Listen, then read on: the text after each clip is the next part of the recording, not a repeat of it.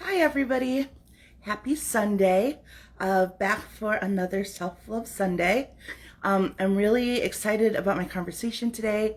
It's with Drummond, and we are having this is actually kind of like a part two or a continuation. We talked on his page for his IG Live Positive Vibes, and we had an awesome hour-long conversation just about, owning your truth. And we talked a little bit about dealing with racism and implicit biases. We talked about not being people pleaser. So it was a really, really great live. So we just wanted to keep that conversation going. Oh, and there he is. So I'll go ahead and add him.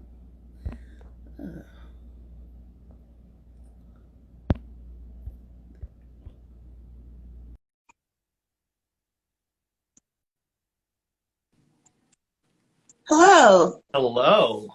How are you doing? I'm doing great. How are you? Good. I keep forgetting this circle light makes a horrible glare in my glasses. Yeah. That's a little better. I was just telling everybody a little bit about our last live and what we talked about, and how it was really great. So we wanted to keep talking. Yeah. I feel like that one was one of my more popular lives. Once I posted it to my page, a lot of people were sharing it, and so I think that the conversation just needs to keep going. I agree. Yeah, I was surprised. I went over there today to listen to it just to see, like, remember what we talked about. I was like, whoa, it has almost 3,500 views, so that's cool. But Yeah. but do you want to introduce yourself to everybody? Yeah, sure. So my name is Drummond. My social media platform is Drummond Culture. I started off uh, on accident on YouTube. I posted a video on there, assuming that it was a private video. At the time, Facebook wouldn't allow you to share longer videos. I posted a coming out video publicly on YouTube back in 2009. Oh, we And have to dig I deeper just into that because I don't think we talked about that last time. Yeah. I So need all the like details. it was an experience where I was a very shy person, so I probably would have never done a thing like that, but seeing all the public comments and how people were inspired by my vulnerability of sharing that very personal story about myself, it kind of inspired me to kind of start sharing more personal things. And I realized that my journey, my story can only touch so many people. So I started a positive talk series on my Instagram page where I wanted to share more people's perspectives and stories with my audience, because I think that one of the amazing things about this world is just getting to know each individual and realizing that we have a lot in common, but we also have a lot of differences that I think deserve to be celebrated and like recognized on all platforms. So I was excited to have you on and a lot of other people that have very different, diverse background stories than my own. Yeah, I loved being on there and talking to you. I think that's something that's interesting because I just did an interview with Taylor from Confessionals magazine, and we were talking. She's like, I don't really do interview questions. I just talk to people. I was like, I'm the same way. Like, unless it's something that I have where I need to get like some facts down, like numbers or stuff. Other than that, I just like genuinely take in like a whatever I need to, and then I just have a conversation. I think that those always make for the best lives. Like when you have actual conversations. And that's why I like your lives, because I can tell that you're talking to the person and you're engaging and you're asking questions based off of the conversation, not off of like a list of questions that you have to go through. I think it always makes it better and more interesting to watch as well. Yeah, I think that anytime you have two people doing something like this that are in it for the right reasons and are being just genuinely authentic, I think that the questions kind of throw it off. Whereas if you just kind of listen to what people are saying, which I think is so important, just really listening and engaging, not like sitting there with a question waiting for them to wrap up the answer so you can ask your next one. I think Yep. just authentic conversation is the best way to go for sure. Yeah, and it's my favorite thing about doing these lives is like I genuinely love learning about people. Like I truly Yeah. find people fascinating. I have like a million other live ideas. Well, not a million, but I have a ton of other like live ideas and show ideas. I just don't have the time to do them all, but like I just love learning about people, learning about like why they do certain things and how they are certain ways, and like finding out, like you said, the ways that make us all very similar, even when we're completely different. Like I find it all just fascinating. I'm fascinated by people. Yeah. Um, One of the things that we talked about a little bit that we were going to touch on more now is just, what it's like living a life where you're outside of what is socially acceptable. Because right, we live in a world that we very much have like strict rules of like what's acceptable and what's not. And I think it's great that like times are changing, people are opening their mind more and they're being more accepting of stuff. But there's still those rules. And even more than that, when we grew up, because I'm in my mid 30s, I think you're in your early 30s, right? When we Yeah. grew up, thank you. When we grew up, it was even stricter. Like there was even more well-defined rules of like what's acceptable, what's not. And living outside of that, or knowing that there are things about you that made you not fit in, can be really hard. I know it was for me, and was it for you as well? Yeah, it's very interesting because I had a conversation with a friend who was a white straight male, and he was talking about the difference between like order and chaos, and he was talking about how comfortable he felt with like order and structure. And him and I had to agree to disagree because for me personally, I felt like the structure that was in place, the societal norm of what was acceptable, was something that I've always had to challenge. And for me, it almost seemed like I've had to create chaos from someone else's order to Mhm. create my own order. So I feel like when it comes to like societal norms and structures and checklists that people have, like when you don't fit the checklist, it makes life a little bit harder, but it also makes you kind of realize like, maybe those checklists aren't necessary for you to be successful or be considered beautiful or smart. And I think it's important to kind of challenge those on a regular basis. And I would say I was very lucky to be part of the LGBT community because that gave me that insight to like maybe the structure is not right. Maybe we didn't get it right when we put it together. Maybe it does need to be deconstructed and changed to where everyone kind of gets their place to shine and fit in. Yeah, I mean, I think that I can understand him, especially the way that you described him, not knowing him personally, why he would be more comfortable with a structure. Because if you fit within that structure and that's what you want, then yeah, structure is good. Society standards are good because it's comfortable for you because it's what you want. I think the problem, and I don't really have a problem with there being like certain rules and guidelines for the like we can't be like a big utopia nirvana where everyone does whatever they want, but Yes. I think the real issue isn't so much like that there's societal like standards and rules and stuff, because you're always going to have that. I think the problem is the exclusion of people who fall outside of those boundaries, right? Yeah. So you can have like, hey, this is the preferred lane, this is what we as a society think like this is the way to go: be straight, get married, have kids, work a 9 to 5, retire when you're 65. I mean, everything I just said right now just makes me like, but for some people, for some people, that sounds like a wonderful life. And there's nothing wrong with that.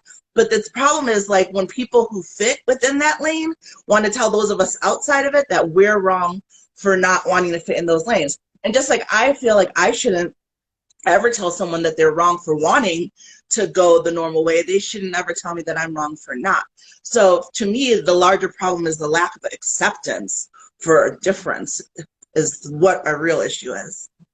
Yeah. I mean, I think that right from the very beginning in our schooling systems, we train people to think that there is a right way and a wrong way, and Mm, so there are lots of different ways. And I yes. think that if we could start to open people's minds up at an earlier age, saying like some people will do this, and other people take completely different journeys that no one's ever done before, Yeah. and I think that that is always so important because when you look back in history at like all the people who have really made change happen in the world, those were people that had to break from the structural norm and they were criticized for it. And it Yep. wasn't an easy path, but what they did, breaking from that norm, did create something good. And I think that it's important to realize that, like, it's not going to be easy to be the person that goes that different route.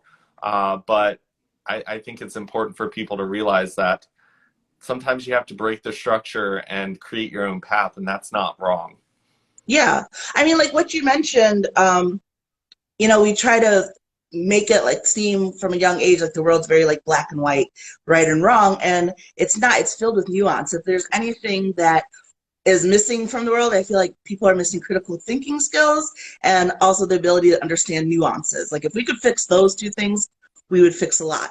But unfortunately, we do live in a world where, and it took me a while to really realize this because I was genuinely confused about why some people got so upset about other people having like a difference of opinion or wanting to live a different way.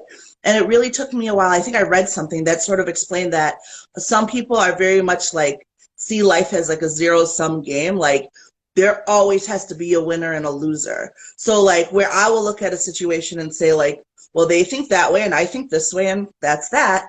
There are people who literally can't see it that way. It's one person has to be right and one person has to be wrong. So if you're right, then that means I'm wrong and that's upsetting to them. So they have to go out of their way to make sure that they're right, which means making sure that you know you are wrong. Which sounds like an exhausting way to live if you ask me.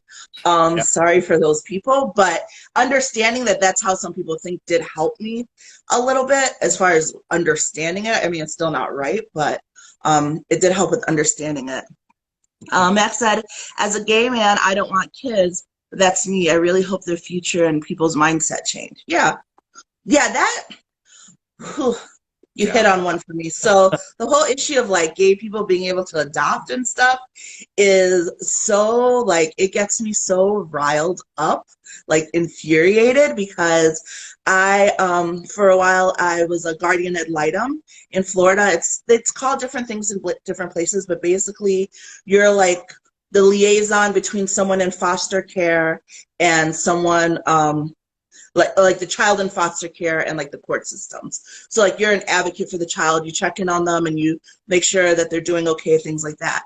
And the training for it and hearing like how horribly people are abused and like how awful of a time people are living with.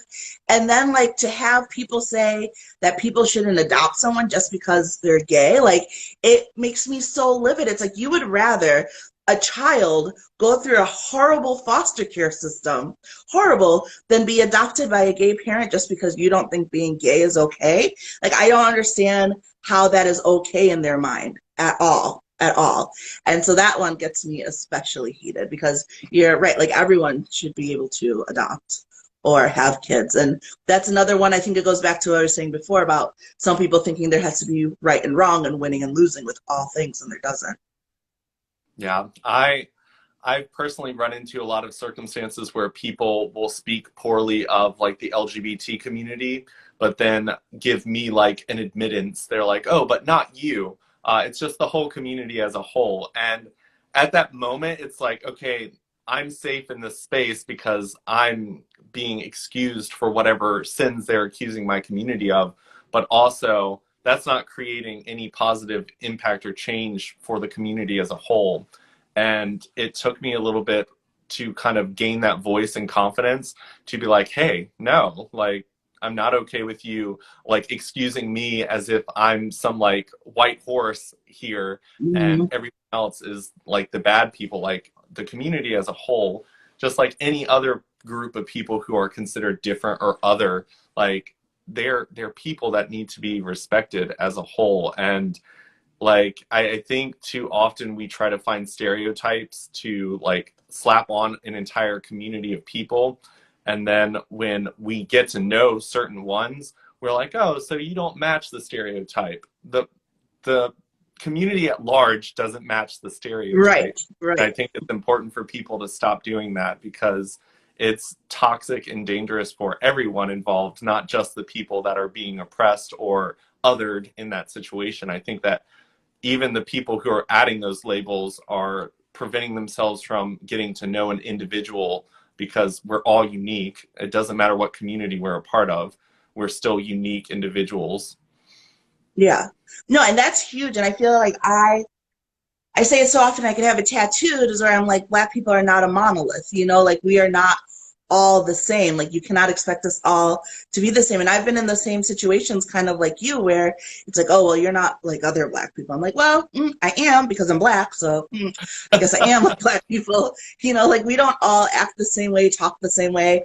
And to give somebody a like a pass on what you think like everyone else within their marginalization has is awful, and it's hard when you are in that space. I talk sometimes about how like when I was younger, before I got woke and awoken myself, Yeah. you know, I would take it as a compliment. I'd be like, oh, thank you, yes, I'm articulate and all those wonderful things, like, and like I used to get jokingly teased and called an Oreo. They'd say like I was Black on the outside, white on the inside, and I was like, huh, like it was funny to me until I really like educated myself more and like got out and learned things more. And you realize that like what you're saying when you tell that to someone is that like the positive things about them are not the Black things about them, and that's kind of awful to say. You know what I mean? It's like literally you're saying like, oh, you're not so bad because you're not like your race, or for you like your sexuality, you're something other than, because in that same breath you're saying that you think the things that represent that sexuality or that race or that whatever are bad, and that's why it's a compliment to not be associated with that. And that's kind of effed up. And I was like, do we realize what you're saying when you say that? So I really try to make people a little bit more aware of it now, because I really think some people don't. Like they really don't think about it when they say it. Yeah. I mean, I used to take it as a compliment when someone was like, I would have never guessed you were gay. Uh, or like you're the straightest gay person I've ever met. Or like I would be extremely offended when they're like, I knew you were gay when you walked in the room.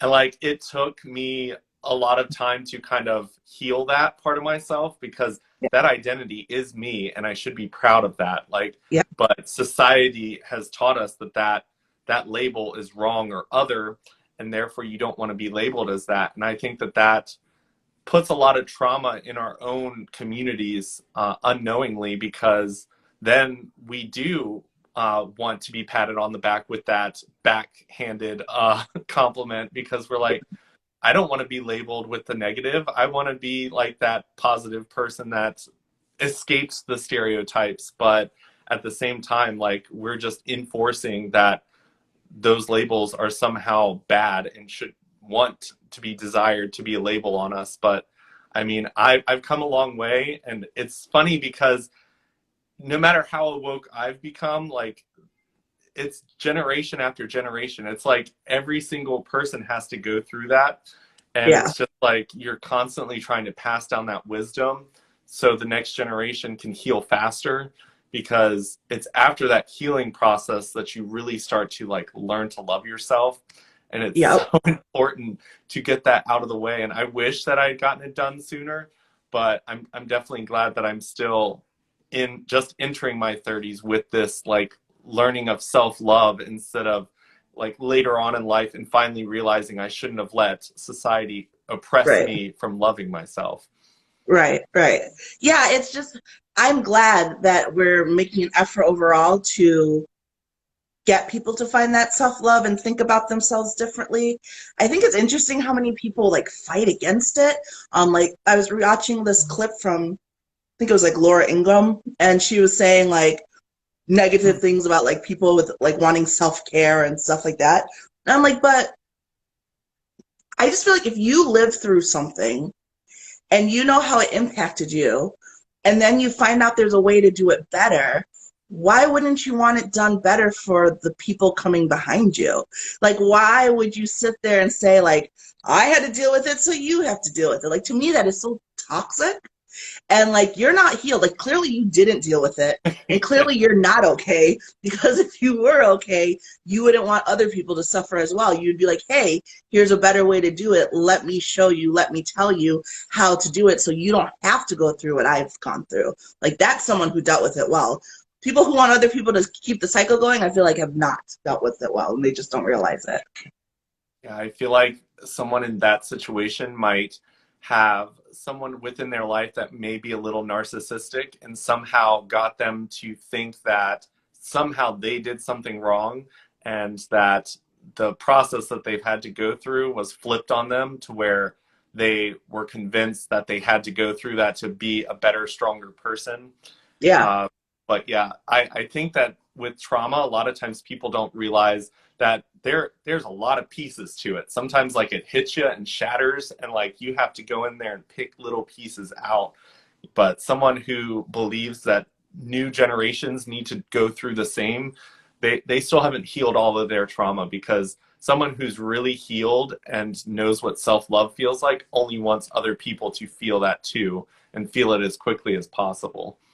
Right. Hey, Dash. Yeah, I absolutely agree. And I think that it's interesting um, that people don't realize that putting other people like through the same pain and through the same hurt will just create that cycle again. And it's almost like people see kindness or positivity as a weakness, like someone who sees the bright, like how they'll always like, oh, you have rose-colored glasses on. It's like, yeah, I choose to be positive. It doesn't mean that you're ignorant of the fact and that you don't see the world as it is. It means that you see it and you're choosing to see the silver lining, or you're choosing positivity, or in a situation, you're choosing the high ground. And it's interesting that that's always looked at as a weakness, and therefore people feel like they have to be harder to show their strength. And I think it's a lot harder to show that weakness and to show that other side, because if it was easy, more people would do it. It's easier to pop off, and it's easier to be tough and than it is to be like, hey, here is a more vulnerable side of me. Yeah, I think that not putting armor around your heart, not building walls around yourself, and going out there and working with traumatized people, because hurt people, like being someone who can put your heart out there to try to help other people out of your kindness and keep doing it time after time, no matter how many traumatized people have like stabbed you in the back and come at you and just like Yeah. stomp. Because like I share very vulnerable parts of myself, and I've had people use that against me many times, but I just don't see how allowing it to like impact me in a negative way. Like, I'm not saying like you have to be smiling and happy all the time, like that's impossible, but like I choose to, like, if I can't be a positive light, then I'm not going to go out and shine at that moment. I'm going to sit and take time to heal, because I don't want to be that person that takes my trauma and go out and hurt somebody else, because it is a snowball effect. Like I can get on a live and say a lot of hurtful things and traumatize anyone watching, and that would be really bad. So I try really hard to really take the time to heal myself, and I would say anyone who's strong enough to be vulnerable and show their heart to the world, like I think that's stronger than anyone else out there. Yeah, absolutely. It's hard sometimes just seeing people trying to like continue that cycle of hurt, and it takes a lot to put things out online. And something that you said earlier, which was that when people are trying to make a difference, make an impact, it's often going against the grain, and therefore it puts them in a place for being like ridiculed or whatever. And so I was dealing with a little bit of that this weekend, because I have my page, National Plus Guide. Like I'm trying to create a directory for like all things plus positive. And one of the things that we're also trying to do right now is share plus love stories, just because like growing up, there isn't a lot of like, hey, here's a bigger person in love. And I feel like everyone deserves representation and everybody should see that. And I think if more people saw it and when they were younger, same thing like on the gas truck, like they saw it when they were younger, they would know that, hey, I'm not this weird other than. Like that's my main thing. That's my purpose behind like all the stuff I talk about, whether it's women's stuff, weight stuff, mental health stuff, is to let people know that like they're not alone. There's other people who are sort of experiencing the same thing. So right now with the Plus Love, we're sharing love stories of like plus size people. And I have been every day waking up and having to delete nasty comments. We had to block some people. We had to set some extra filters. And it's just like, why? Like, why, if people being overweight or people being whatever upsets you, like, walk away. Like, you don't need to leave mean and hurtful comments under people's pictures or or their reels because you don't like what you see, like just walk away. And I think sometimes people don't realize the um I don't know, like the rawness of putting yourself out there, like doing what we do and wanting to talk to people and help people. And, I'm always going to stand up for what I think is right, but it does put us kind of like puts our neck out there to be stomped on. And sometimes people will take their shots and try to bring people down. And it's so upsetting to me, especially when the person isn't doing anything negative. You know what I mean? Like, I almost understand if it's something that it's, mean or horrible, but when someone's doing something positive, just because you don't like it, I don't understand why people can't just walk away from that instead they have to try to tear that person down. Yeah, it's sad that because when you're other, when you're not part of what is considered the structural norm, you automatically, whether you want to or not, you are a statement. Like, I was told that because I'm gay, I am a political statement, whether I want it or not. So when I find someone I love, our relationship is a political statement because I am going against what is normal. And I think that that makes people uncomfortable.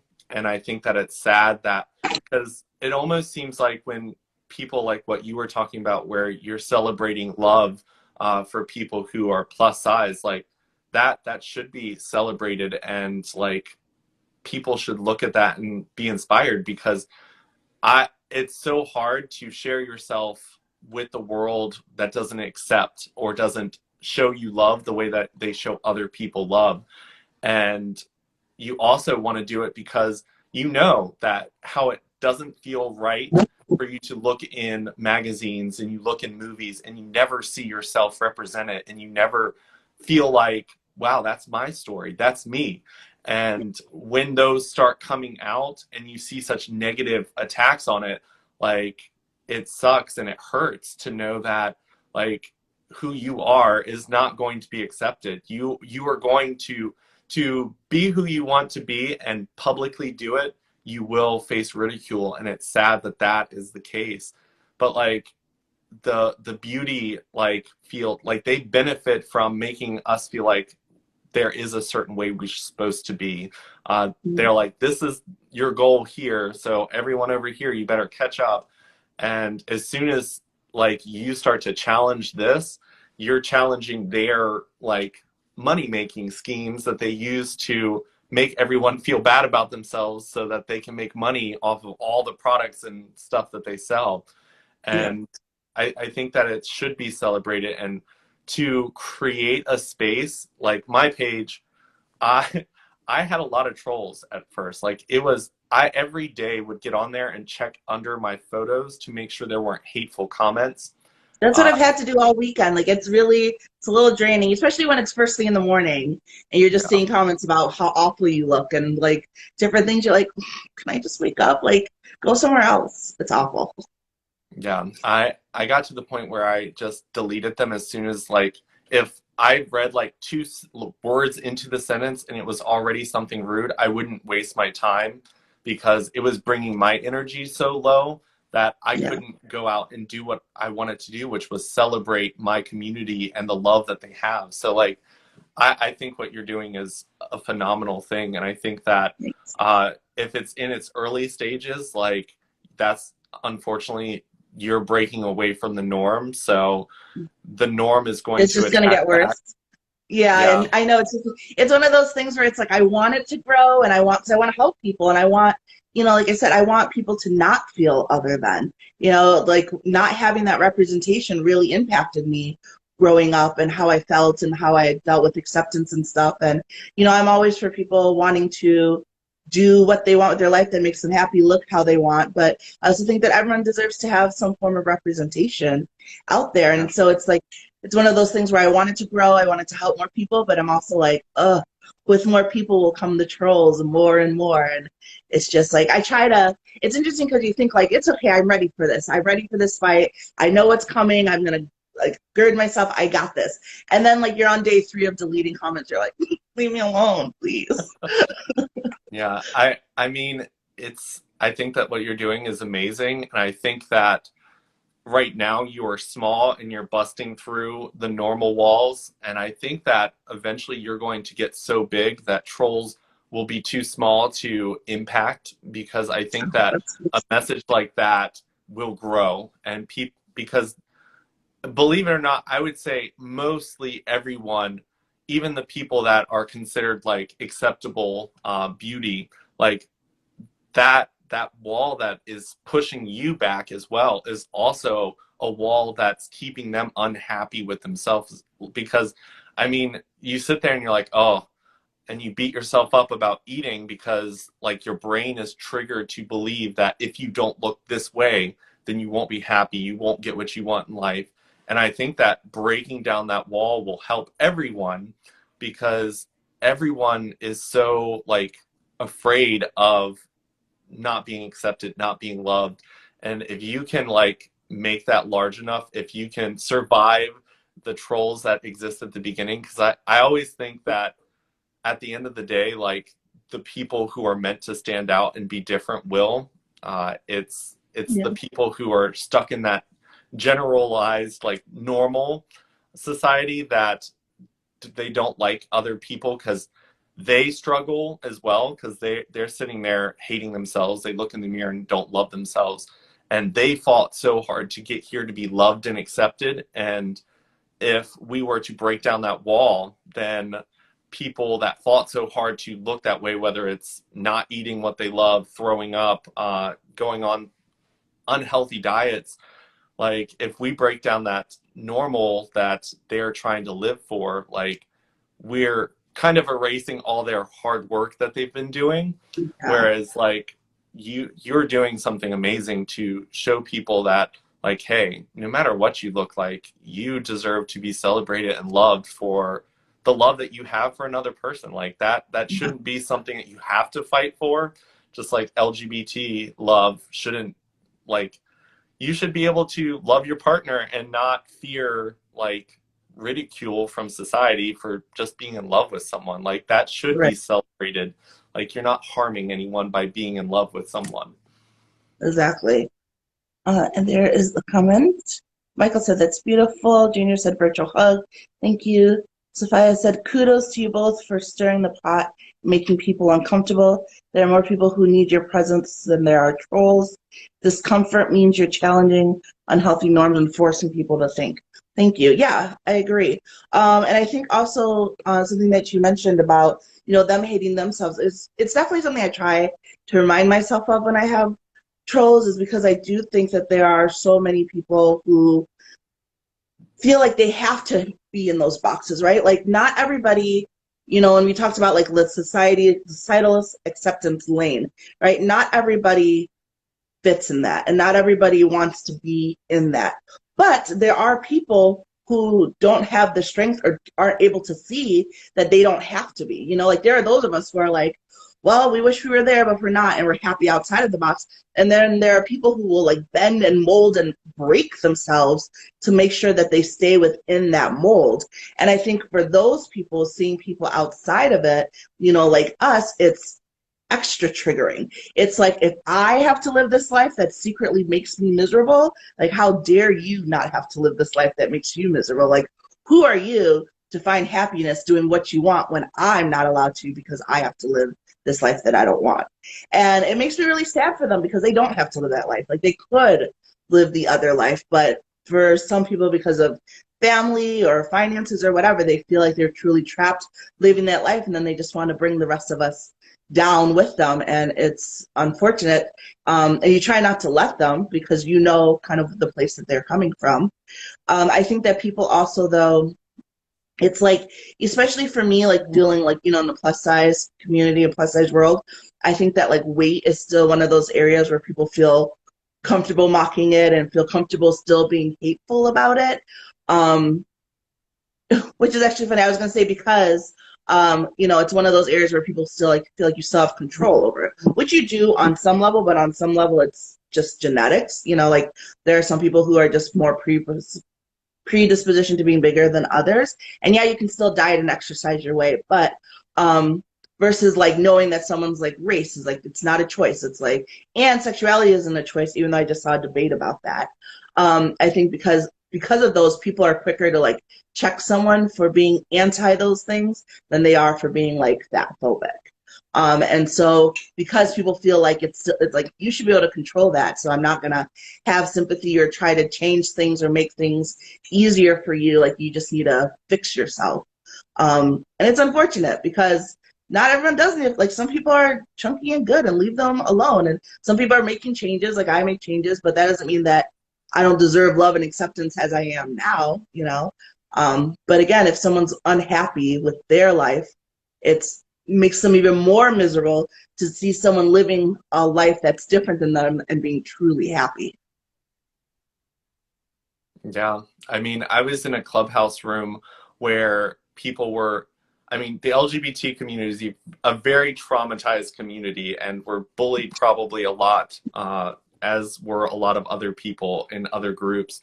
But within the group, they were kind of talking, and I had a couple friends in the group, and someone was like, "Oh, my high school reunions this year, like I can't wait to go back and see all like the popular kids that got fat or lost their hair." And I stopped the conversation because I was like, "Wait." I was like, I know you were probably bullied and traumatized as a person, but what you just did was exactly like what you were accusing these people of doing. You've flipped roles. I was like, if you're going to fight against it, you can't be a part of it as well. Like you Or can't turn that around. And I was like, the way you said bald, like you're assuming that somehow that made them lesser of a human or lesser of importance because of that. You saying that they got fat is somehow you're saying that they went from this to something worse. And I was like, that is something that like is in our heads as like a normal type of conversation to have, not realizing like you just traumatized more people with a statement that was so like off the wall that you didn't need to say. Like mhm, like you, that person obviously is still traumatized and hasn't healed themselves from pain that they're dealing with, but we do it all the time. Society, like people do it all the time, and I've personally told my friends, because I don't want to be that type of person. I was like, if I do something stupid, if I say something, call me out for it. Like I do not, like we all do it, unfortunately, because our brains slip into mean mode sometimes. But I'm like, I don't want to be surrounded by friends that will laugh at me when I say something like that.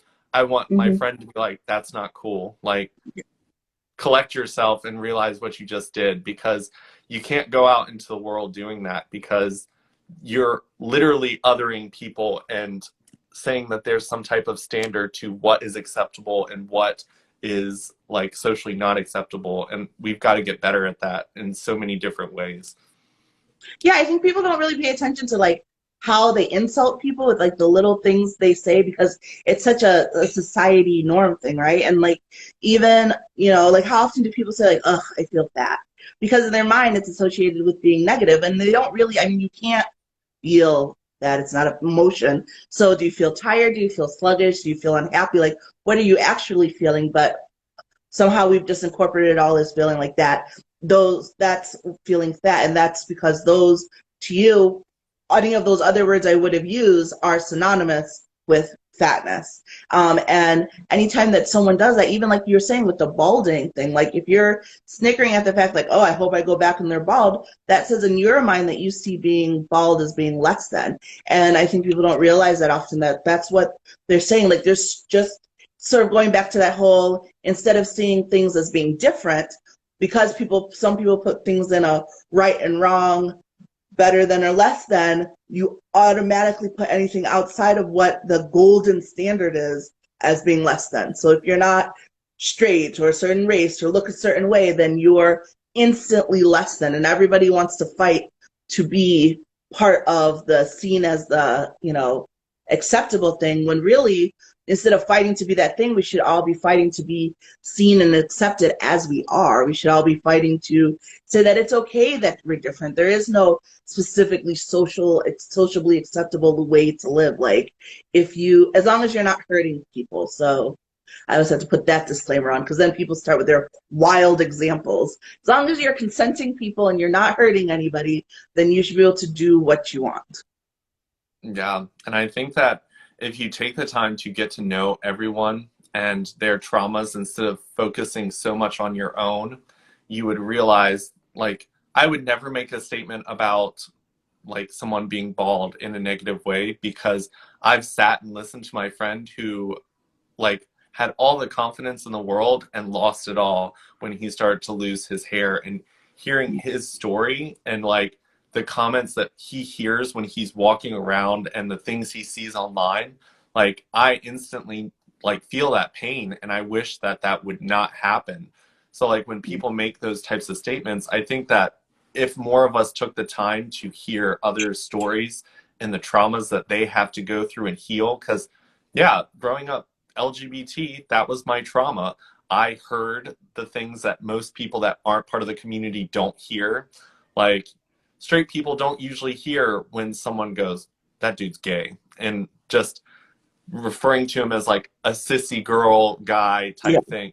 Well, Like, even back to then, I me, remember when I was younger, we would always say, like, oh, that's so gay. Like, before we all were like, whoa, we should stop that. But there was a large period of time where, like, you went gay as in, like, that's so negative and not homosexual. But it's like, well, no, what you're saying is that being homosexual is negative, you know? But we all were yeah. like, it was socially acceptable back then. Yeah, and for like a gay kid, that like that was the loudest sound you could hear in the room. Like someone all the way on the other side of the cafeteria could be just joking with another one of their guy friends, but like your ear hears that and it Mhm. traumatizes you. And I think Yeah. that each person has had that, like whether they have been called ugly, whether it was their weight, whether it was their ethnicity or religion or gender, like all of us have gone through life at some point and had that moment of just like trauma piercing our heart. And I think that if more of us like listen to each other's traumas and realize that there's so much harm in making stereotypes and setting that bar for what is our standard of beauty or acceptable cultural norms, all of that is so damaging to the people who aren't part of that. Yeah. And there are so many companies that really benefit from setting a standard, but then also they benefit when they bend their standard to be like, oh look, we brought in a plus size model and stood her Yeah. beside all the skinny ones and we're celebrating her. And I was like, did you ask her how comfortable she was doing that Yeah. shoot next to all those girls? Like, did you like cater to her? Did you ask her if she was like wanting to do that? Because yes, you gave her a platform, which hopefully that person will use it to be like, hey, like this is some things that we need to work on. But a lot of Yeah. times they're given that space and then their voices are silenced. So Yeah. it's a very awkward place to be standing. It's not a fun place. And it's almost like creating a new trauma for that one person Yeah. instead of fixing the problem that so many people are benefiting from. Yeah, I think that that's true. Like with we've been saying that a lot with Bravo, because they've been bringing in like one black cast member or one Asian cast member to fill the diversity checkbox, but then like no one is well educated on like the area or the subject. They're left all alone, and it's almost more traumatizing for them. But I think something that you said earlier was a good point, which is that just learning about different people and meeting different people is huge. And I realized that part of why I'm personally so open-minded about stuff is that I've been blessed. Like, you know, what I used to think was a curse, my other then has made it a blessing for me, because I've always been on the outside. So I've always talked to all the others on the outsides. And what happened is I've had a life of being friends with people who are different then. So it's made me more empathetic to people in situations, even ones where, and it also really made me realize how everyone has a struggle, right? So, like, one my best friend growing up, Kirsten, love her to death, but she was like blonde and like super slim, and you would just think like the world is at her oyster. But she was very thin, and people would like tease her. about it. And it's interesting now because if you ever hear, like, I feel like people almost have no sympathy for people who get called too thin. And I know as like a plus size person, it might seem weird, but like I defend that because body shaming is not okay on any side of the spectrum. And I actually had like a debate with a friend about it because she's like, well, it's not the same because people want to be super thin. So even if you're like, oh, eat a burger, it's not really hurtful to them because they're the size that people want to be. I'm like, no, that's still hurtful to them because you're still calling out their body in a negative way. And like it would really upset, like I watched her cry over people calling her like too thin. Meanwhile, I was sitting there like praying to God every night for her body. But, you know, like I know that on her end, it was very painful for her. And I think people just sometimes don't humanize, I guess, people and their situations and realize that there's very human emotions attached to the things they say.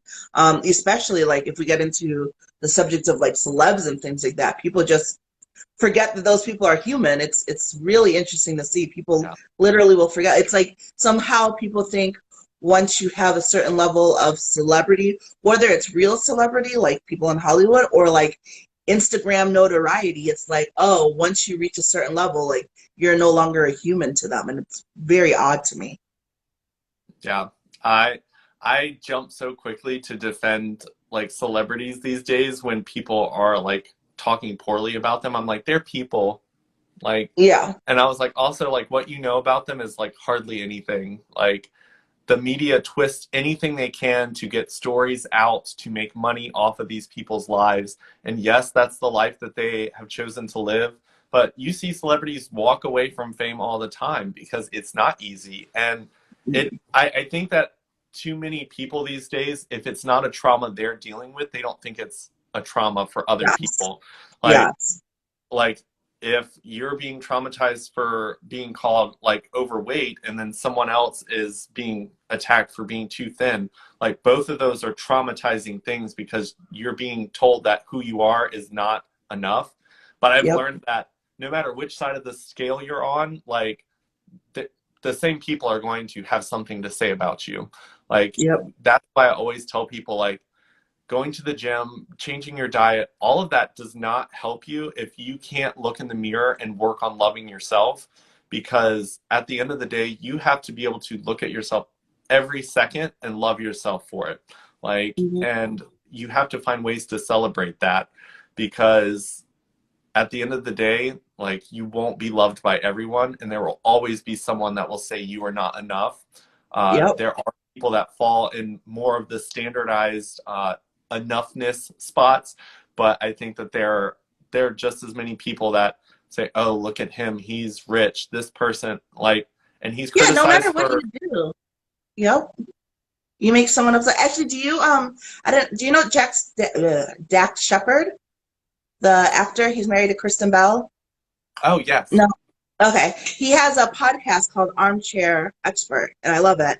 But on one of them, he was talking about how, like, at his like height, he was dating like Kristen, or Kate Hudson, and everyone thought he like had it made. But like that was one of his lowest points, and actually being with her made him feel even more insecure about who he was and about what he brought to the table. But nobody would think that just by looking at them. Like, I don't know. I think I'm almost at the point now where I just like assume everybody's dealing with something. Like everybody, like no matter how great they look, no matter how fantastic things are, like we're unfortunately just all a bunch of people just dealing with shit. You know, some of us are found a way. Dax is incredible. Yeah, I really love his podcast. Some of us have found a way to work around it, and to not lead with that trauma, but it doesn't mean that we don't still have it and that we're not still battling it. And I think that people just need to try to have more empathy for other people and be more accepting. Like when something strikes you as being upsetting, like really stop and think of, you know, like why or how. I know for me, because I grew up very conservative and very Christian, so gayness was not like super acceptable growing up, and it wasn't like at home, at least it wasn't like a hateful thing. It was just like, oh, it's a choice, and it's, you know, if we just don't talk about it. So I would, you know, when I was presented with like gay people kissing or blah blah blah, like it would make me feel like angst even as I was working and like I had gay friends and I'm like, well, I'm accepting of it, I'm fine with it. I would still have that initial reaction just because that's what I sort of grew up feeling, and it would make me feel so bad. I'm like, do I only think like gay people? Like, am I really not okay with it? But I'm like, no, I do. It's just that sometimes like the way that you're raised really impacts your core reaction to things. And that's why I think it's important to teach kids acceptance and stuff younger, because as they grow, like that will stick with you, you know, like, so I have like the gay example, but I also have like, my mom did not let us do sex scenes, you know, when they were like on TV. She would freak out and like close her eyes and whatever. And now, even in my 30s, I like cannot watch sex scenes on TV with other people around without wanting the floor to open up and swallow me whole. And it's because I was raised with that being like an angsty thing. And I think it makes me sad when people are like, we shouldn't talk to kids about this and that and that. It's like, no, at soon as they're able to understand, we should tell them that love is love. And it's not about sexualizing things. It's not about like going through the details of positions. It's just saying like, hey, two people love each other and that's okay. Instead of making like a big deal, like, oh my gosh, two men are holding hands. Like, if you treat it like it's a huge or horrible deal, that's how they will act. But if you raise them like it's not a big deal, then that's how they would act. And I think the biggest barrier and why it's such a hard time is all the people out there who still are not accepting of the fact that that's just how some people are. But if you talk to a lot of gay people, like they knew from childhood that they were gay. It's clearly not something they just like grew up and decided to switch to. Like they knew from childhood that they were. So we should let children know from childhood that loving whoever you love is okay. Yeah. I mean, I grew up in a very conservative household as well, and I had to correct my way of thinking because, like, I even was like, why would a gay couple kiss in public? Like, they know that that's going to make other people uncomfortable. Why would they hold hands when they know that it makes the Christian people, like, the Christian people don't want their kids to see that? Like, that was my Yeah. mindset, and I was Yeah. part of the community. And Yep. it's because I was raised conservative, and also same with like sex. Like I was raised to where I was even uncomfortable talking about it with my partner, like because it became such a taboo topic to where like Yeah. I didn't want to talk about it. I wanted it to happen if it was going to happen, but don't ask me, don't talk about it afterwards. And Yeah. that's a really unhealthy relationship to have with it because one, Oh, you're not going to enjoy it. Two, you bad things can happen if you aren't comfortable talking about that. And because like I was even at that point where I was scared to ask someone if they had a condom because I was just like I was yeah. scared to talk about that It's so type of stuff. awkward, and you're like, and it's horrible because like you should ask, it's important, but it's like I remember having that point. I was in college. I was like, I'm really on the verge of being like maybe getting pregnant or an STD because I feel too uncomfortable to ask if he has a condom. Like, you probably should not be having sex if you can't answer that question. I realize that now, but there are so many people who are like that just go with the flow because the uncomfortableness of having that conversation makes them stop, and that is a huge issue as well.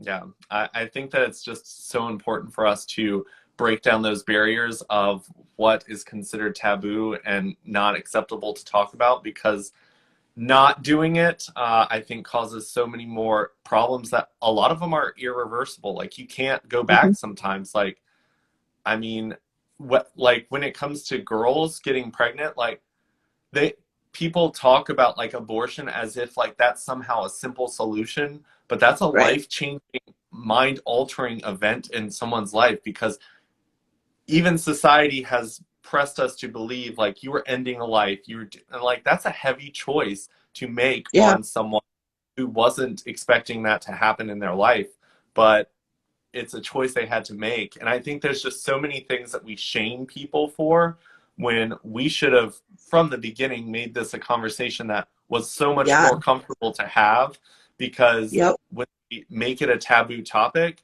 like we are to blame for the fact that people are falling into these situations because we've made it too uncomfortable for them to be like, hey, I'd like to grab a condom if that's okay. Hey, I don't feel like Hmm. having sex right now. Like those Yeah. types of things are just too scary for some people to just like say.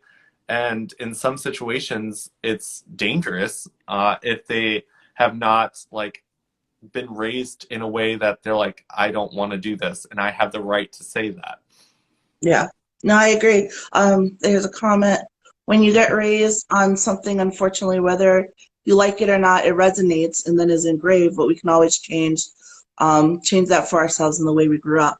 React with a little bit more um, so yeah, I was just reading the comments. So yeah, that's true. Like it, it's, I feel like whatever you're raised with, sometimes whether you like it or not, is usually going to be like your initial reaction to something. But you can still work to change your mind on stuff. Like no one is ever stuck thinking a certain way. People will often say like, that's just how I think, but like, no, you can make a choice to change the way you think about things and change the way you view things, even if it's just yourself, right? Like, and that's why I started these self-love Sundays, because there's so many different aspects to self-love and to growth and to just accepting yourself. And it's a lot easier when you love yourself than to like go back and look and think like I coulda, shoulda, woulda. Like that was part of my journey for me, is I realized that like at every stage of my life, I would like look back at old pictures and be like, oh, I was so pretty back then. Like, oh, if only. And then I would get to the next stage and look back at that last stage and I'm like, wait, so if I think that about me every time in the past, like, why don't we try this new thing where we think that about me now, and we live Yeah. like right now we think we're pretty, and right now we do the things instead of obviously, or instead of constantly looking back. And that's really when I sort of began my journey to self-love and self-acceptance. And it really does impact how you walk through life and how you see other people, and you realize how useful conversation. Thank you. You realize how you are really you viewing the world through your unhappiness changes how you view the world, even if you don't think you're unhappy. Once you realize, and once you start getting to the point of self-love and self-acceptance, it definitely changes the way that you view and navigate through life. Yeah. And I think that it's really important for people to realize that some of us have been granted the gift of someone teaching us to critically think and challenge what people have told us are truths. Some people have not. Like, you might Yeah. have a family, a church, coworkers, a wife, like, everyone is affirming that this negative space that you're in is reality, and it's the only reality you will ever have and know, and that other people are just lucky and somehow like won the lottery and you did not. Hmm. And you can't criticize and critique that person's life too hard, because you have to realize that their circumstances are different than ours. I always tell Yeah. people when we're working with someone who's homeless and they criticize them, they're like, why don't they just like get on Indeed or do this, or like, we're not granted information equally across the board. And if I started struggling, if I fell into a rut, like, I've got a lot of tools that I've been granted from having a family that wanted me to succeed, having teachers that had information to help me add to the information my family had for me. I was lucky enough to have friends that were willing to walk with me on my journey of leaving structural norm and accept me through it, to where I learned to love myself, to be who I am today. And like, not everyone's granted all of these steps. So when you make quick judgments, when you like, I also tell people, like, when it comes to seeing two different people in a room, like, if you look at like a CEO of a company, like two CEOs sitting there, and you've got a black female versus a white male, I'll tell you right now, this girl over here kicked some serious ass to get here. This guy didn't do as much. Like, Right. unfortunately, Which that's isn't to say that's that the he truth. didn't work. But Yeah, right, and then I feel like that's such a good example, and it's always instantly met with like, I work. No one's saying that they didn't. We're not saying that he did not work hard to get there. We're saying that she had to work above and beyond, extra hard to get there, to be sitting in that same space. and it's easy to say, oh, look, they're equal. They've got the same position. But it's the journey that people have to go through to get there. The doors that some people walked through that others had to beg and plead for the door to be opened for them, or be respectful and be dismissed and be disrespected and still hold your ground because you know that if you do something wrong, you're going to be set back to square one. Like there's so many things that everyone is dealing with. So to ever assume that just because someone's standing next to you in the same room, that somehow your journeys are the same, like it's such a false statement. And whenever you see someone struggling, like don't sit there and go, well, don't they know that there's like internet and you can do this and this and this? Maybe they don't have that knowledge. Like I always say, like, meet people that are struggling with questions to better understand their circumstances, and then don't push your reality onto them because more likely their reality is very different than your own. True. And I think that that is a huge thing with people who want to help is they rush into a situation with their answers and here's what to do. And really, you should always rush into those situations with questions to understand because no two situation is the same. No two people have gone through the same thing.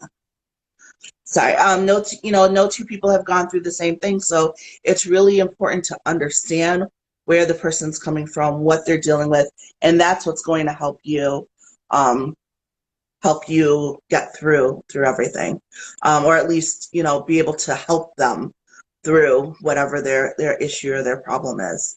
But I've loved talking with you. I know we've been on here for a while, but I feel like the time always flies when we're chatting. Like I had to make sure I keep my timer out because I was like, I'll talk to him forever. But I think it's good. It's just important to always have these conversations. I always say self-love, self-acceptance, growth is always something that you constantly have to be aware of if you want to really make a change. You can't just sit and think you'll change and then that'll be that.